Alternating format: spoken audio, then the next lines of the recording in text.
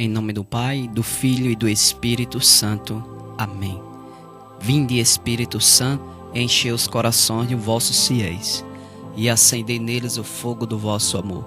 Enviai, Senhor, o vosso Espírito, e tudo será criado, e renovareis a face da terra.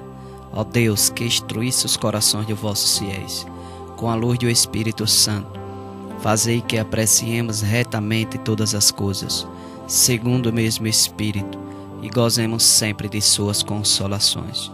Por Cristo nosso Senhor. Amém.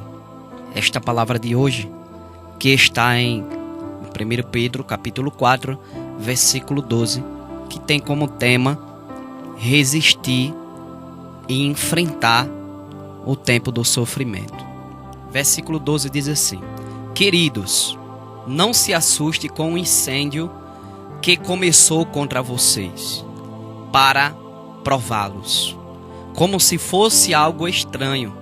Ao contrário, fiquem alegres de participar dos sofrimentos de Cristo. Assim, quando a glória dele se revelar, a alegria de vocês será completa. Veja já nesses 12 versículos quanto Deus fala, nos exortando e falando para nós que nós não se assuste com o incêndio que começou contra cada um, para prová-lo, para ser aprovado, como se fosse algo estranho. Ele já vai dizendo nesse primeiro versículo que é necessário que não se assustemos, porque aqui na terra é tempo de provação, é tempo de dificuldade, é tempo de prova, mas é uma prova que não deve se assustar. Por quê? Versículo 13: Ao contrário, fiquem alegres de participar dos sofrimentos de Cristo. Assim, quando a glória dele se revelar, a alegria de vocês será completa. Veja no versículo 13. Participar do sofrimento de Cristo, para que quando a glória dele se revelar, a alegria de cada um de nós será completa. Por causa do nome de Cristo, felizes de vocês, porque em vocês repousam o Espírito de Deus e sua glória. Que nenhum de vocês tenha de sofrer por ser ladrão, assassino ou criminoso, ou por intrometer-se em assuntos alheios. Mas se sofre por ser cristão, não se envergonhe. Ao contrário, dê glória a Deus por levar o nome de cristão. Pois chegou a hora do julgamento que vai começar pela casa de Deus. Veja o que aqui diz. O julgamento de Deus vai começar pela casa de Deus. Por aqueles que servem a Deus, por aqueles que estão comprometidos, que estão na igreja. É por esses, por quê? Porque eles conhecem a palavra, porque eles conhecem os mandamentos, porque eles sabem a vontade de Deus. E é por esses que começarão o julgamento, disse Pedro nessa carta. E se começa por nós, disse Pedro, qual vai ser o fim daqueles que rejeitam a boa notícia de Deus? Se o justo é salvo com dificuldade, o que vai ser do ímpio que é pecador? Portanto, aqueles que sofrem segundo a vontade de Deus, continuem fazendo bem e confiem em suas vidas ao Criador. Ele é fiel. Veja bem, ele diz: se nós estamos sofrendo por conta de Cristo, continuemos a ser fiel, porque é melhor sofrer por fazer o bem do que sofrer fazendo o mal. Veja que ele não diz que quem faz o bem, quem é fiel a Deus, quem serve a ele, não vai ser julgado, não vai ser provado, não vai passar por sofrimento. Mas é bem melhor sofrer com Cristo do que sofrer por ter feito o mal. O sofrimento, ele bate em todas as portas, ele bate em todos os lares, ele visita todas as famílias. Ele talvez já te visitou, ou você está passando por essa visita da dor, do sofrimento, da prova, da provação, ou você possa vir passar. Não se assuste. Cristo passou por esse sofrimento, passou por essa luta, passou por essas dores. Veja o que é que diz em Isaías capítulo 43. Agora, porém, assim diz o Senhor: formou você, ó Israel, não tenha medo. Israel se refere a cada um de nós, porque eu o protegi e o chamei pelo nome. Você é meu. Quando você atravessar a água, eu estarei com você e os rios não te afogarão. Quando você atravessar a água, o Senhor estará com você e os rios não te afogarão. É promessa de Deus. Qual é a água, qual é o rio, qual é o mar que tem impedido de você caminhar, de você continuar, de você ser feliz, de você se alegrar, de você louvar a Deus, de você testemunhar, servir ao Senhor? Qual é o rio que tem se levantado? Em qual rio que tem lhe submergido, tentado lhe afogar, querer lhe matar seus sonhos, sua vida, tirar aquilo que lhe pertence? A palavra diz: quando você atravessar a água, eu estarei com você e os rios não o afogarão. Quando você passar pelo fogo, não se queimará e a chama não o alcançará, pois eu, o Senhor teu Deus, o Santo de Israel, o teu Salvador, para pagar sua liberdade, eu dei o Egito, Cuxi e Sebá em troca de você, porque você é precioso aos meus olhos, é digno de estima e eu te amo. Dou homens em troca de você e povos em troca de sua vida. Não tenha medo, pois eu estou com você. Lá do Oriente vou buscar sua descendência do Ocidente. Eu reunirei você. Direi ao Norte, entregue-o, e ao Sul, não retenha. Traga de longe meus filhos, traga dos confins da terra minhas filhas. E todos que são chamados pelo meu nome, o que eu criei pela minha glória, os que formei e fiz. É promessa de Deus. É promessa do Senhor. Veja quando ele diz: não tenha medo. Várias vezes ele repete: não tenha medo, pois eu estou com você, pois eu estou contigo. Ele paga reinos, permuta reinos, troca reinos por ti. Veja o valor precioso da sua alma, da sua vida. E qual foi o preço maior que Deus pagou? Foi dar o seu Filho único para morrer na cruz por mim e por você. Foi o seu Jesus, o seu Filho, ter derramado o seu sangue na cruz para pagar, para redimir os nossos pecados. E na sua ressurreição, ressuscitarmos com Ele. Mas foi necessário e é necessário que Ele permitisse passarmos por provas. Porque é na prova que nós somos aprovados. Porque é pela fé, é acreditando, é esperando, é tendo paciência. É na certeza de que Ele está conosco, que Ele está com você, que Ele não te abandonou, que Ele te conhece, Ele te sonda, Ele sabe todas as coisas. Ele conhece o teu interior e isso vai passar. Eu tenho outra palavra aqui, mais concreta, que fala sobre perseverar e resistir o sofrimento, o tempo da aprovação, que está em Eclesiastes capítulo 2, tão conhecido. Filho, se você se apresenta para servir ao Senhor, prepare-se para a aprovação. Orienta seu coração, seja constante, não se desvie no tempo da adversidade. Não se desvie. É outro momento que a gente lembramos. Quem foi uma pessoa que se desviou quando deixou de olhar para Jesus, de focar em Deus, quando parou de confiar, quando Pedro ali naquele mar olhou para Jesus e Jesus disse: vem, Pedro. Pedro começou a caminhar. Enquanto ele olhava para ele, pensava nele, enquanto ele estava os olhos fixos em Jesus, em oração, confiante, não olhava para a tempestade, para a dificuldade, não parava ali no sofrimento. Ele andava sobre as águas, o milagre estava acontecendo, mas quando ele começou a olhar para o lado, quando ele começou a olhar para baixo, ele começou a afundar. O mar começou a engolir ele. A tempestade começou a colocar ele para baixo, porque ele não olhava para Jesus, que continuava chamando ele, que continuava ali presente. Porque quando nós começamos a olhar para o sofrimento, quando começamos a olhar para a dor, para a prova, nós esquecemos que Deus está ali conosco, pegado na nossa mão, e achamos que não vamos conseguir, que não vai superar, que você não vai passar. E aí você para, você estaciona e começa a afundar, começa a submergir, a água começa a afogar, o fogo começa a queimar. Pedro começou a afundar, mas quando estava as mãos, começou já a encobrir ali na água, Jesus não desistiu dele, foi lá e estendeu a mão. Jesus, ele é assim, quando ele espera você estender a mão para ele. Mas quando você faz o que pode, está no seu alcance, não tem forças mais, ele estende a sua mão e lhe levanta. E lhe coloca sobre as águas, sobre a tempestade. Era noite, era madrugada. Significa escuridão, trevas, sofrimento. Era o mar que estava muito a tempestade. Significa provas, lutas. Mas que precisa ser enfrentada, que precisa ser você resistir.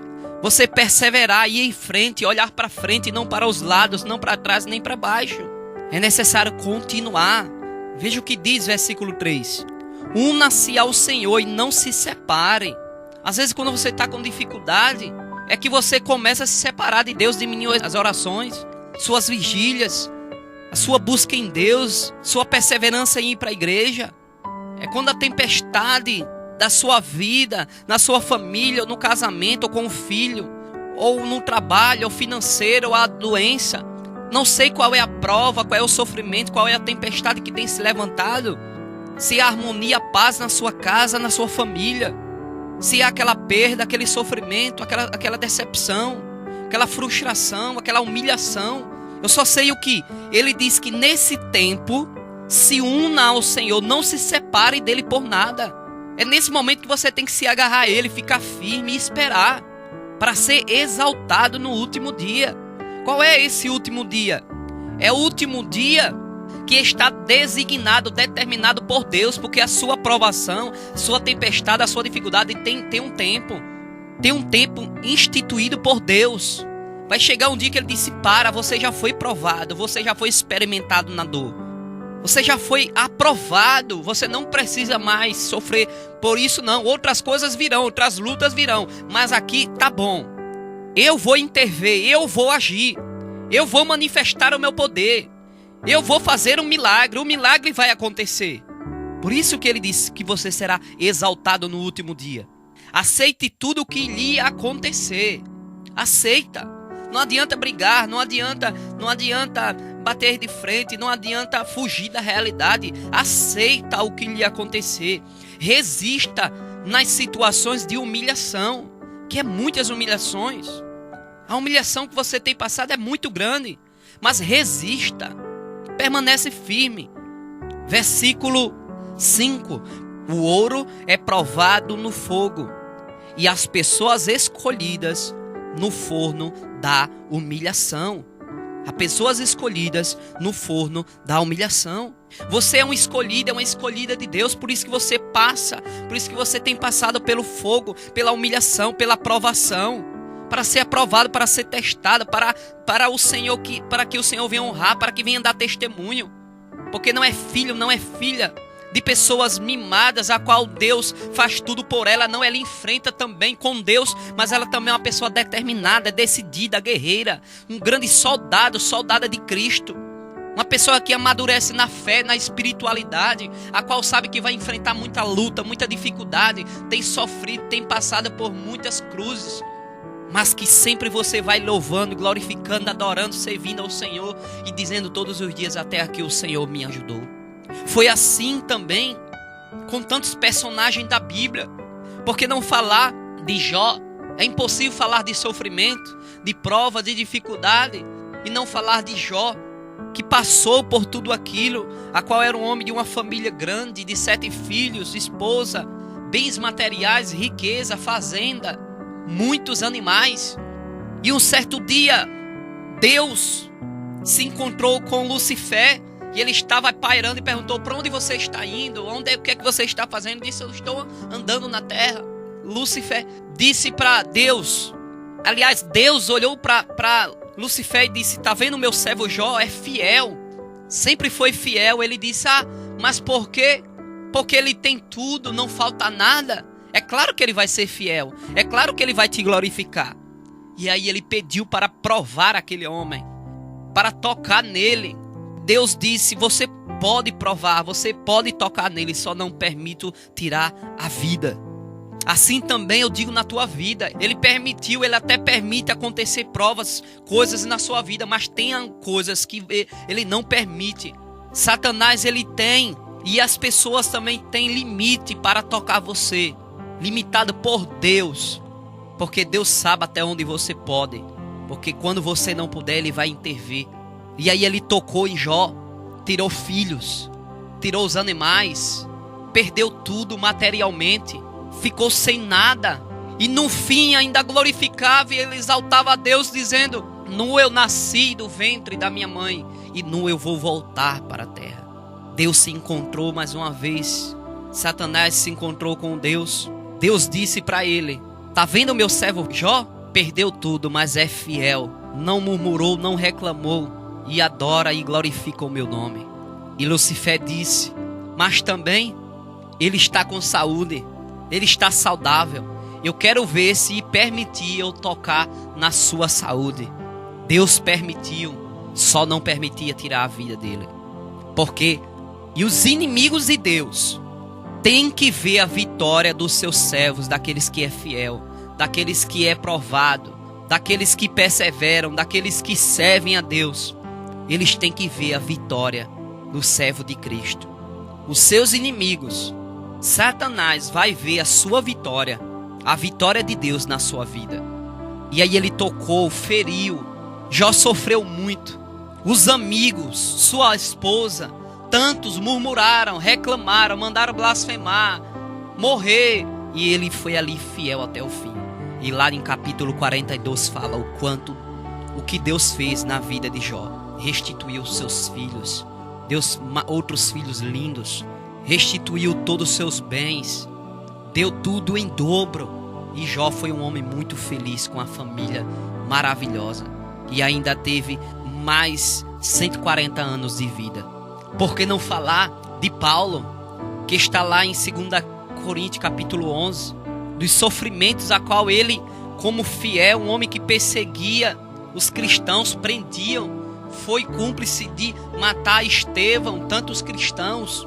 Mas quando teve um encontro com Jesus, Atos 9, uma experiência com Deus, depois de 3 dias começou a enxergar fisicamente, mas mais do que isso, espiritualmente, ele começou a sofrer com Cristo. E por ele, o profeta Ananias disse: mas Senhor, eu não posso ir lá porque ele persegue os cristãos. E o Senhor disse: vai, não tenha medo, porque ele vai sofrer muito por causa do meu nome. O seu sofrimento por conta da sua fé, da sua perseverança, da sua confiança, de você querer servir ao Senhor. Paulo, ele sofreu, ele teve naufrágio, foi apedrejado, humilhado, perseguido a vida toda. Era um homem que foi provado na dor. E ele disse que se tivesse de se orgulhar, se orgulha de tudo isso, de tudo que passou por Cristo e com ele. Foi um homem provado. Por que não falar de Maria, da mãe de Jesus, que já ali, quando foi para ter o seu filho, que estava grávida, teve que fugir para outra região, porque já estava sendo perseguida, porque souberam que ia nascer um Messias. E Herodes ficou procurando, querendo matar todas as crianças que nascessem ali até 2 anos, e teve que fugir para outra região. Procurou um lugar para nascer o filho, e não encontrou. As pousadas, os locais tudo fechados, não deram espaço, não deram oportunidade, não tinha um lugar para nascer o seu filho Jesus. Imagina, hoje está fácil, tem os hospitais, tem médicos. Que diga às mães, alguns anos atrás, que tinham seus filhos em casa, às vezes na roça, às vezes em tantos lugares. Hoje é marcado, é preparado tudo, tem um pré-natal. Naquele tempo não existia. Quando volta, vai criar o seu filho, já começa a ser perseguido, tem que esconder. Quando o seu esposo José soube que ia ter o filho, tinha que ser apedrejada, porque era apenas noiva, namorada, não era casada. E como era que estava grávida, e o marido não tinha tido nada com ela, ele não entendia, era tido como prostituta.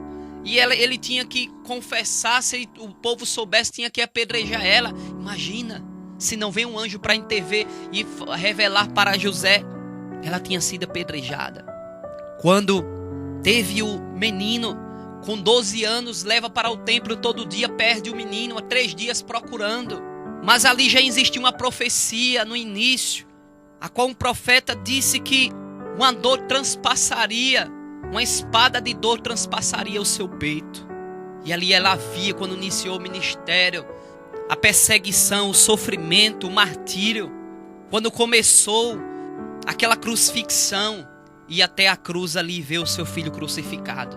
Imagina você, mãe, quando vê o seu filho. Você que tem o seu filho na droga, um filho desobediente, um filho que não obedece, que não é como você gostaria.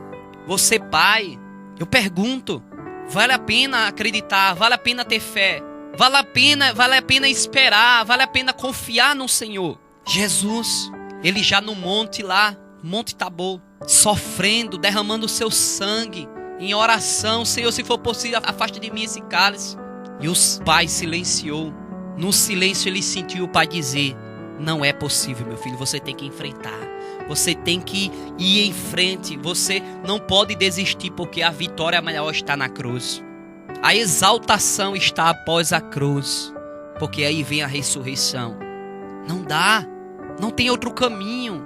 Por isso que Cristo disse: a porta larga é o caminho da perdição, estreito é o meu caminho, mas é o caminho de vitória, é o caminho de milagres.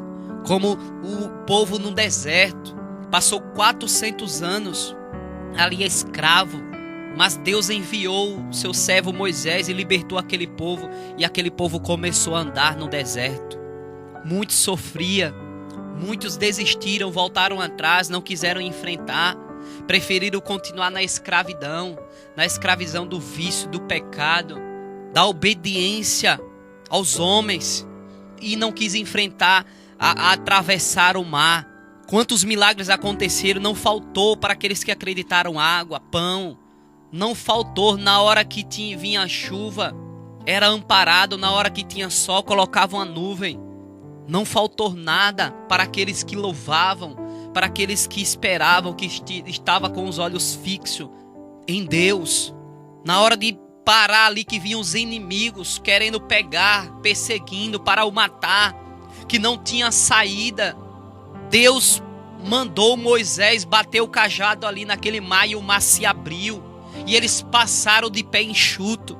Você que não sabe para onde vai, você que não tem saída, não sabe o que fazer, as portas vão se abrir, o milagre vai acontecer, o mar vai se levantar, você vai passar de pé enxuto, e depois vai dizer: não sei como isso aconteceu, mas Deus fez o milagre. Deus fez uma obra nova, renovou todas as coisas. E eu estou aqui para contar a história, para testemunhar. Versículo 6. Confie no Senhor e Ele o ajudará. Oriente seus caminhos e espere nele. Vocês que temem ao Senhor, esperem na misericórdia dele e não se desviem para não caírem. Quando nós estamos passando pelo deserto, pela prova, pela dificuldade, a tendência é querer se desviar.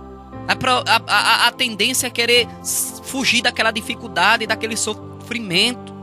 Não, temos que enfrentar, não buscar o sofrimento, nem ir ao encontro do sofrimento. Mas se ele bateu, se ele veio, se você está fazendo a sua parte, está em oração, está firme no Senhor, está com os olhos fixos em Jesus, está ali na palavra, está fazendo a vontade de Deus, não se desvie nem para a direita nem para a esquerda.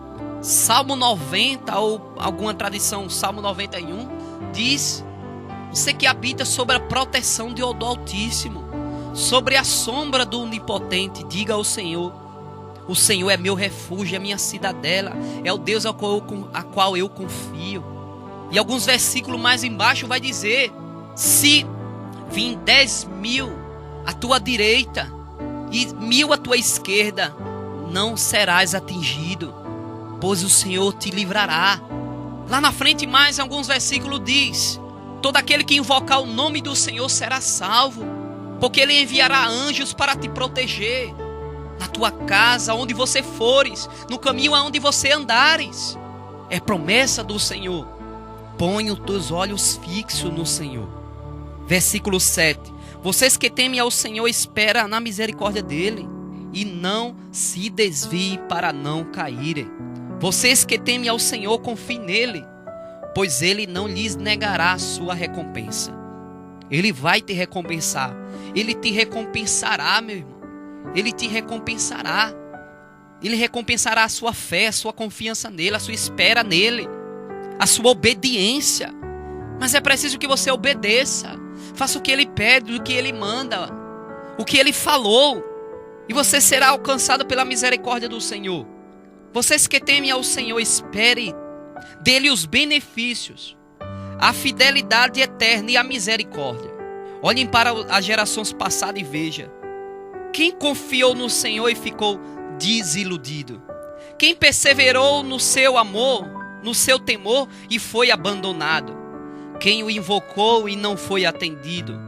Porque o Senhor é compassivo e misericordioso, perdoa os pecados e salva no tempo da aflição. E salva no tempo da aflição. O Senhor vai te salvar desse tempo da aflição, como salvou todos esses homens no tempo da aflição.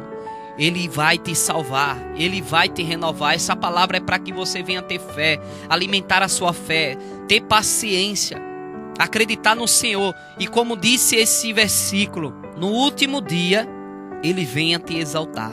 Para te exaltar no último dia, confia no Senhor e ele agirá. O deserto, ele não foi feito para que ninguém venha morar nele, mas para que você venha passar por ele. E todo homem e toda mulher que aceita passar pelo deserto, que persevera passar pelo deserto, depois do deserto, ele encontrará e ele receberá a terra prometida. A terra prometida é promessa do Senhor na sua vida. Creia, espere e confie, e ele fará.